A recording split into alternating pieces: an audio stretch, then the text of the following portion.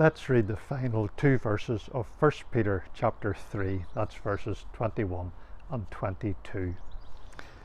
The like figure whereunto even baptism doth also now save us, not the putting away of the filth of the flesh, but the answer of a good conscience toward God, by the resurrection of Jesus Christ, who is gone into heaven and is on the right hand of God, angels and authorities and powers being made subject unto him. I mentioned before that these last verses in chapter 3 are particularly difficult to interpret, but today let's try and get a general understanding of what it is they're teaching us.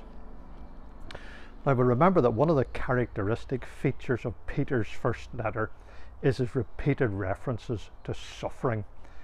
In every chapter he refers to the sufferings of Christ. So in chapter 1 verse 11, for example, he writes about the sufferings of Christ and the glory that should follow. And then in chapter 2 verse 21, it's a reminder that Christ also suffered for us, leaving us an example that ye should follow his steps.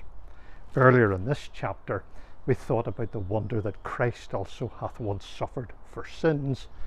And then in chapter 4 verse 13 later on, Peter will write about us being partakers of Christ's sufferings, and in chapter 5 verse 1 that he was a witness of the sufferings of Christ. Now, central to these references is the fact that we as believers are also called to suffer for his sake, and that is the subject of the verses leading up to our reading this morning. So what was the result of his suffering? Verse 18 tells us that though Christ was put to death in the flesh, he was quickened by the Spirit. And then verse 22, where we've read, tells us that he is gone into heaven and is on the right hand of God. As Peter wrote in chapter 1 verse 11, the sufferings of Christ were followed by glory, and rightly so, we might add. The Lord Jesus himself said to those two discouraged disciples on the road to Emmaus in Luke chapter 24, ought not Christ to have suffered these things and to enter into his glory?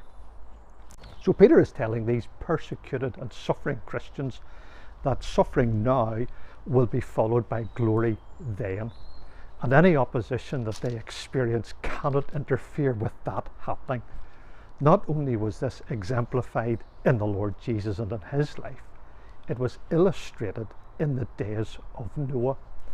Indeed, the record of Noah's day that Peter refers to here shows us two things.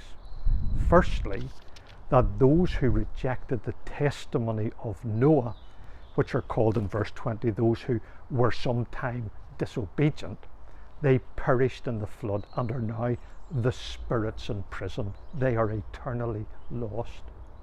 But then secondly, that small company who believed the message and entered into the ark, that is Noah and his family, they were saved. And he says in verse 20, wherein few, that is 8 souls, were saved by, or we might understand it as through the water. Now this wonderful truth is also pictured in our baptism.